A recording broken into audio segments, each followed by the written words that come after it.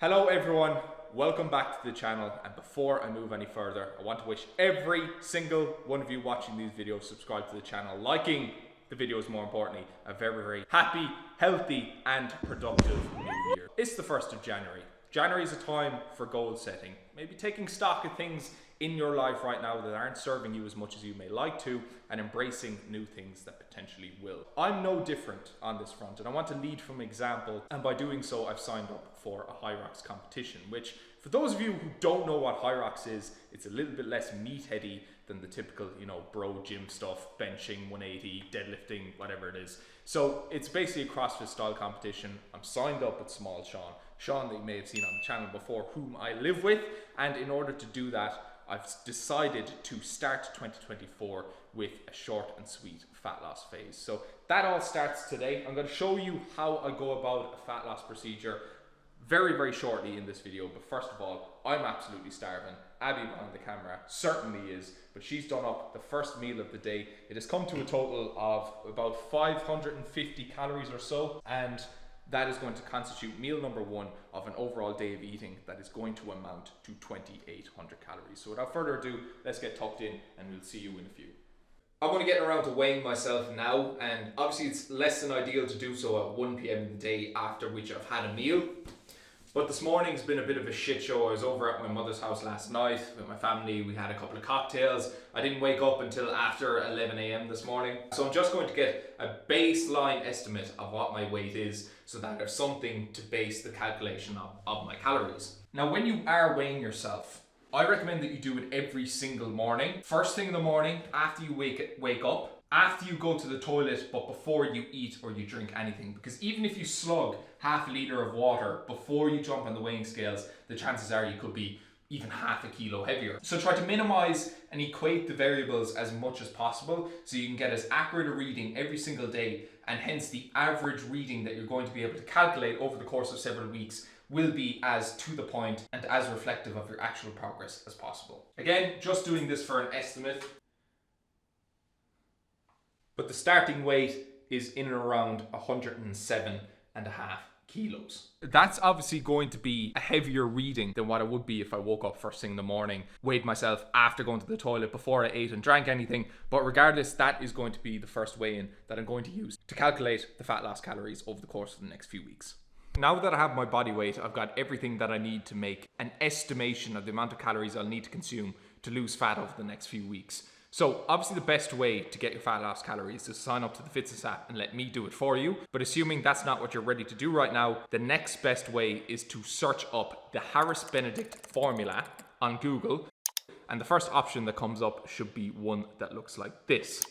So once you click into that, it'll tell you to input a variety of your metrics. So as stated, my morning weight, I'm just going to round it up to 108 kilos. My height is 6'3". My age is 25. My gender, as far as I know, is male. So that total amounts to a BMR figure of 2,335 calories. Now, a crucial mistake that a lot of people make is that they take the BMR figure and they run with it. They assume that that is either their fat loss calories or their maintenance calories, but your BMR is neither. Your BMR is essentially the amount of calories that you could burn not moving throughout the course of the day. The amount of calories that your body requires even if you're in a coma. Now, assuming that the vast majority of you watching this aren't in fact in a coma, you need to add in your activity level to the equation as well. And you do that by hitting the advanced mode button underneath the BMR figure. So when you hit that, you get asked to input an estimate of your activity level. And again, the vast majority of you watching this aren't in a coma, but I would assume that the vast majority of people will fall either into the sedentary bracket or the lightly active bracket. Assuming that you're not something like a farmer or a construction worker who's on their feet all day, who's a very otherwise active job. Most people, including people working desk jobs who might work out a couple of times a week or stretch their legs every so often or get like 5,000 steps, I would consider that to be in and around lightly active. And then people who have no activity altogether, who, if you can be very honest with yourself and say that you barely move from one end of the day to the next, you're probably sedentary. Me being honest with myself could assess my activity level in general, although I do a few CrossFit sessions, although I work out quite consistently. Generally, throughout the course of a day, I would be relatively sedentary, so I've summarized my activity level to be lightly active. So when I put in lightly active, I get a total energy expenditure figure of 3,200 calories per day. Meaning that for me to start a very slow and steady rate of fat loss, a lot of people will go 500 calories below that, but I want to experiment with a slightly higher amount of calories for the reason that I don't want to be depleted too quickly. I would rather start my fat loss calories a little bit high and have to adjust them a week or two later to a little bit lower, rather than start off with a calorie total that's way too low, that albeit causes me to lose a lot of weight very quickly, also causes my performance in the gym, number one, and with my Hyrox cardio, my running sessions, number two, to suffer. So next week, I'll see how much weight I lose over the course of the first week. If I'm losing about half a kilo to a kilo per week, especially at the start, I'm going to be pretty happy with that and keep things where they are. But if I lose very little weight over the course of the next week on 2,800 calories, then the next week I might drop them to 2,700 or to 2,600. Okay, Abigail, do you want to talk us through the workout? We're going to do a long and easy run. And why is it important to do easy runs, Sean? Lower intensity runs over a longer duration teach the body into using fat for fuel. It also allows your muscles to work more mechanically efficiently, which means that over time it better develops cardiovascular fitness. Yeah, basically slower running, zone 2 heart rate running is what's going to build your aerobic capacity. And Sean didn't know this until recently. He thought that when you went running, you just went out and you went flat out every single time. Flat out. Flat out every single time. But the same way that you wouldn't go into the gym and go for a 1 rep max every single lift, you should be running. You not? No.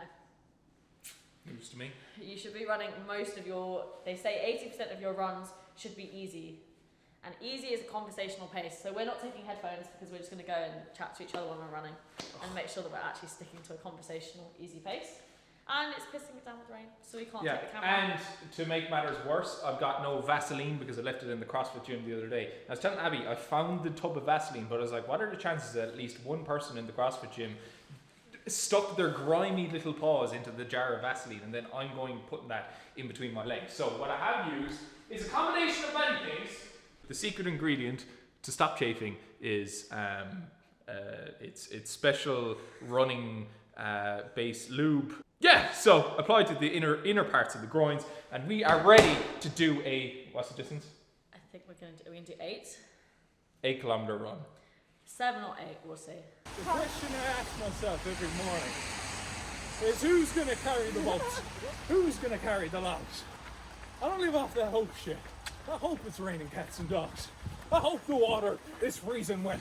Right, so what are we, about 4 kilometers in? Yeah, a bit over. The first 6 kilometers easy pace, so we can just chat to each other, and then we're speeding up for the last 2 kilometers, aiming for 5-minute kilometer pace, but we're not there yet. We've got, what, a kilometer and a half to go? Yeah. So saving our energy. When you're on your own, you can kind of, especially when David Goggins is playing in your ears, you can kind of take things a little bit too fast and get too amped up. But it definitely does help if you're doing this to do it with someone else who you can have a conversation to, because that kind of keeps you accountable to the pace and the intensity that you're working at. So like that's what we've been doing for the first like 4/5 kilometers, and then for the last 2 we'll up the ante. We probably won't be able to talk to each other, but we'll be pushing each other to finish it off strong. Yeah, exactly. So we should probably get back on with it. Let's do it. Taking too much of a break. So we've just gone through kilometer 1 of the fast ones at 4:44. So we're ahead of our target of 5. We did it. How are you not out of breath?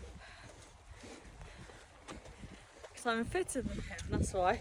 We did the last 2 kilometers in 4:43 and then 4:32.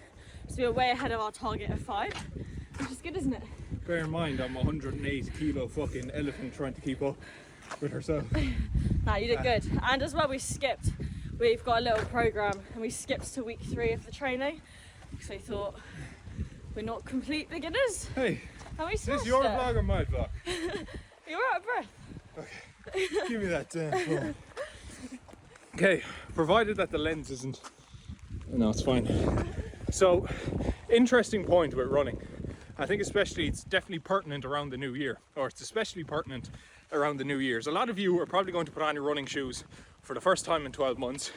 You're going to, with the best intentions, hope to do a 5k, but about 900 meters into the 5k, you're going to be blown out your arse. You do not need to do a 5K in the quickest possible time that you're capable of doing it. You do not need to push yourself to the point that you're going to be getting sick, especially on your first 5K. In fact, one thing that I've learned this week is if you want to build up your fitness, as it pertains to running, you're going to get a lot more out of low intensity running. Something that you would subjectively rate to be a 3 out of 10, or something, as we said earlier, you could sustain a conversation with. If you FaceTime someone, you would be able to, by and large, be able to sustain a conversation with. So especially for those of you who may be overweight or unfit or dread the thought of running, the best piece of advice that I can give you is that you do not need to go balls to the wall with it. Cover the 5K, get the mileage under your feet. As you expose yourself to more bouts of running, you're going to get progressively fitter and probably progressively leaner, into better shape, whatever your goal or outcome or desired outcome is. So yeah. Bye. Sean's brain's not working because he's so tired from running. He's used all his energy. But what he wanted to say was, that was our 8-kilometer run. Hope you enjoyed it. He's going to be doing 2 runs a week from now on and a couple of CrossFit classes. Am I? Yeah, while also cutting and trying to lose some weight. And then he'll be all ready for Hyrox in just under 2 months' time. Fantastic. Couldn't have said it better myself. As you can see, the sun was splitting the stones. Not an ounce of rain hit the tops of our heads. For the last about kilometre, Abby decided to, she threw me a bone by saying that, oh, we'll go this direction and then we'll turn left. And then at the last minute, she decided to turn back the direction that she came. So I didn't know where I was going. I was bamboozled. So that gave her about 20 meters of a gap so that she could say that she finished the last 2 kilometers quicker than I did. Isn't that right? Yeah. Update on the lube situation. It works as a perfect anti-chafing mechanism. So I used a combination of like cocoa butter. I had some like body oil spray. I used olive oil and then I finished it off with that lube. And 8 kilometers later, probably a little bit more than that, I've got 0 chafing on the insides of my thighs. And bear in mind, when I used to do 5Ks without putting anything on the insides of my thighs, my fucking legs would have been bleeding. First ever anti-chafing mechanism that I used was actually coconut oil. So when I started running when I was like 14, I discovered very, very early on that thick thighs do in fact not save lives. So I used to go to my mother's press, take the coconut oil out, smear it over the insides of my thighs, and it actually felt quite therapeutic just having like your the insides of your thighs just like seamlessly gliding off each other. Definitely worth checking out.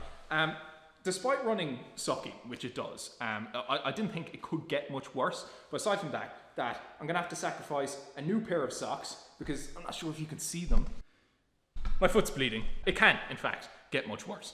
This usually doesn't happen. I've decided to take the bull by the horns cooking dinner. It's going to be some rice and some 4% lean mince. One of my secrets to getting people to take over jobs that I don't want to do is to, 1, do the job so badly that it frustrates the other person. I'm getting soaked by fucking pepper juice. Or number 2, show such a lack of enthusiasm about doing the task that they just take over because, yeah. Fry light for calories. Explain. So, cutting hack, fry light instead of olive oil. Substituting this for this could save you the bones of about 100 calories in any particular meal. And it mightn't seem like a lot for one meal, but if you use olive oil for every time that you use the frying pan, it could very easily amount to 100 calories at breakfast, maybe 100 calories at lunch, 100 calories at dinner. So it could save you 200 or 300 calories across the course of the day. Now, certain people, namely Eddie Abu, will tell you not to use fry light because somehow it's going to kill you. Eat real food. This is not food. I don't tend to look too far into these things. My goal at this point in time is to lose a bit of weight. If something as simple as that, that's safe enough to be on the shelves in supermarkets, allows me to cut a few 100 calories, I'm going to use it. A little trick, and this applies to if you're like dishing stuff out of a jar as well. If you want to know the exact amount of produce that you're using, put the whole package on the scales, set the scales to 0. And what you're going to do is take a lump out of that. You'll see here that the scales will say minus 454 grams, which essentially means that what I have on the spatula here is 454 grams. The more you know. This is what Sean should be telling you. When you're cutting, you want to eat a lot more vegetables because they're going to fill you up with their low calories. It's true.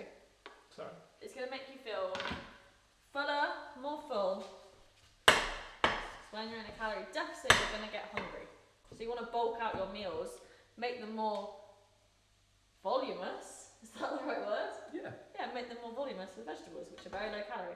Like peppers, onions, mushrooms. Yeah. I've actually, fun fact, never been a huge guy for like making food taste nice, and I know it might sound ridiculous, but like the thought of seasoning shit, it just seems like too much effort, because to me I don't derive too much enjoyment out of food enough to like spend an extra 10 minutes making it taste nice. You know the way you have to like cook meals for like 2 hours, and then it takes you literally 2 minutes to eat the meal, and then you've got another like 20 minutes of washing up to do after. Cooking just is such a bad deal, but necessary evil unless you plan on like spending €7 per each meal prep or hiring a personal chef, which I have here.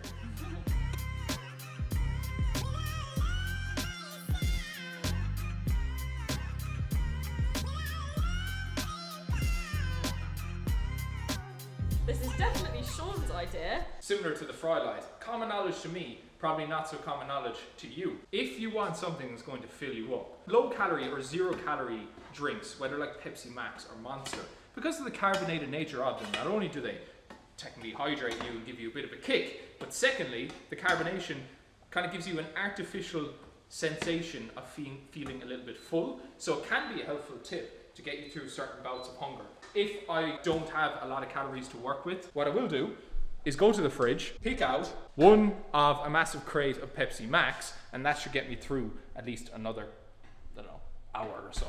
Low calorie swaps as well is another one with the drinks. As in, like, you could also say that you can pick up a full Coke and it's going to make you feel full, but always go for the no sugar versions where possible. Like syrup in your coffees, if you put syrup in your coffees, sugar-free syrup, or sweetener instead of syrup. Are you trying to take my clients as well? 18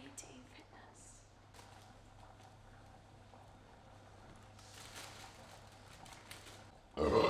Sean. And 3, 2, 1. There it is.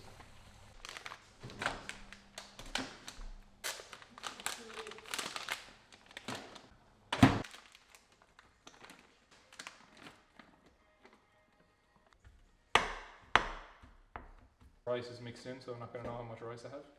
Accidentally, I didn't check whether the microwave rice had been thoroughly cooked before I put it in the pan. But now we have pretty hard grains of rice in the pan. It's fucking raw! I'm not too sure how we're going to get out of this dilemma. Again, one of the reasons as to why it's better if someone else takes charge of the cooking process, because me, I'd eat this no problem, but Abby, she's a little bit more fussy. I get a GYMSHARK sponsorship, and I pour a fucking Lewis Hamilton Monster down the front. What that is though? Why? It's like you just drank my Pepsi. No sympathy, like. I'm already in pieces here, like. We're tracking the calories here. Well, specifically Abby's tracking my calories. She decided to track like the Monsters and the 0 calorie drinks, but like, because there is going to be like 10 calories in them. I personally wouldn't track them because I feel as though the benefit that you're getting for the 10 calories that you're consuming of them is kind of worth not tracking if it reduces the barrier to overall calorie tracking. Doesn't make a huge pile of a difference, but just one of these things. We're also discussing whether to track veg, but again, I take the approach of not requiring clients to track their veg, because I look at it from the perspective that if I can do anything to encourage clients to eat more veg, then they're probably going to be more satiated, they're probably going to feel and perform better, and hence they're going to get more of a benefit out of consuming slightly more veg compared to if they were to track the veg and hence limit their overall veg intake. It's like if you just allow an extra 100 calories in your day for veg and drinks. And without having to actually weigh it out, because weighing out 100 grams of mushrooms that are about 6 calories is just pointless. So like, it doesn't make a big difference, and really the more that you track, the easier the tracking becomes. But let's say it's much more appealing to someone to just track the meat and the carbs as opposed to chopping up, as she said, mushrooms, peppers, broccoli, trying to find the calorie total that you're trying to track for that. Just fucking lamp it on. No one ever got fat from eating too many bell peppers, so I'm pretty sure you're going to be fine. Total calories so far, dinner is going to amount to just over 700 calories, so that's about just over probably 200 grams of lean mince, plus, is it 250 grams of rice? Yeah. Plus, give or take 250 grams of rice, and whatever negligible amount of sauces were inside that as well. So just over 700 calories for dinner. For breakfast earlier was about 550 calories. So overall, for the day. It's 5:30 and the total amount of calories consumed after this meal is going to be 1,250.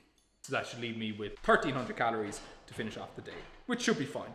See, this is such like a voluminous meal, like it actually is. Mince and rice. Like, look how much food you're getting for, how many calories is it? Well, I guess it's 700. I guess it is. It's a good point, and I have to give credit to Sean Casey for his popularization of volume eating. Essentially what volume eating is trying to get the biggest bang for your buck from the meals you consume. So as Abby says here, the meal that we have, now bear in mind we didn't track the veg and there is quite a bit of veg in there, so maybe it's 100 calories extra, but still, even at about 800 calories, it's a mountain of food. Most people would actually eat less than this. This is Sean having a big portion. If you're a normal person watching this, you can probably have about 2/3 of this and it'd be 500 and something calories. There's no way that you're going to leave the table feeling hungry after a meal like that. So essentially bulking up the meal with plenty of veg is going to be instrumental to achieving your results. I couldn't have said it better myself. Abby makes another good point.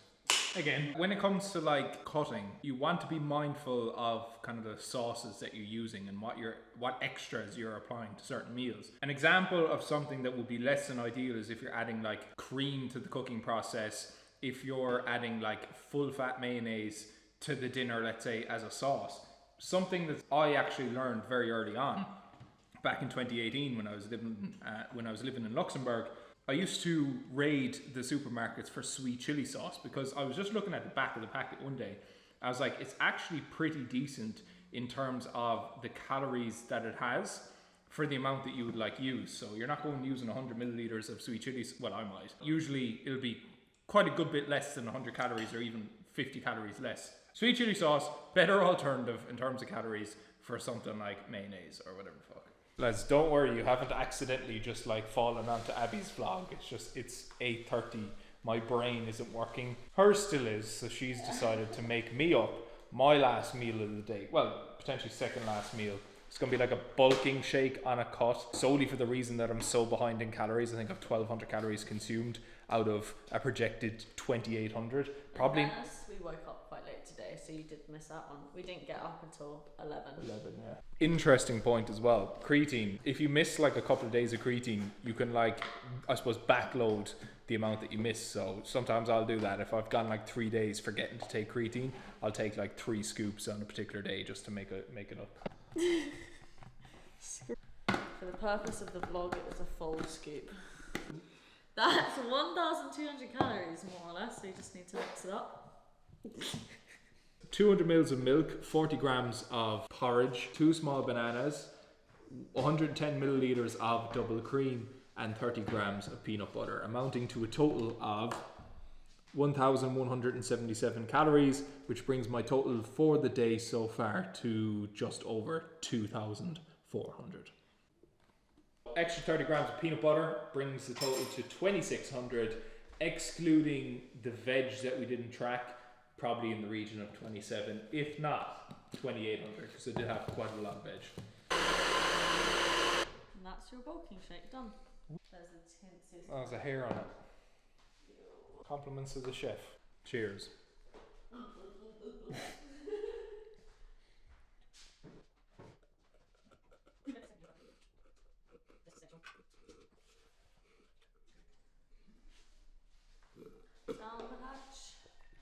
Done in one.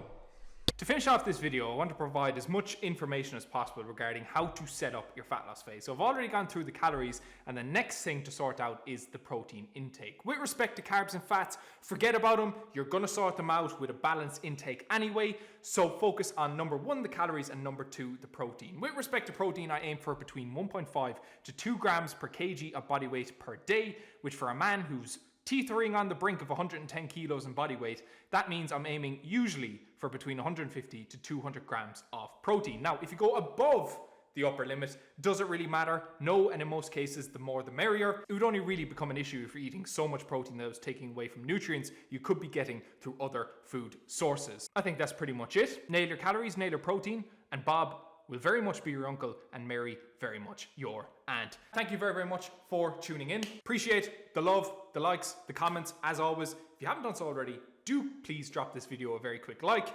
If you're picking up some Gymshark, use code Sean at checkout for 10% off. Usually, sometimes it's more, never is it less. Just an FYI that enrollment for the 8-week January challenge on the Fitness app is now live, where you have the opportunity to win a top prize of €1,000 cash, second prize of €500 worth of Gymshark clothing, and a third prize of a place on an 8-week one-to-one online coaching program with myself. Aside from that, thank you very, very much for tuning in, and we shall see you all in the next one.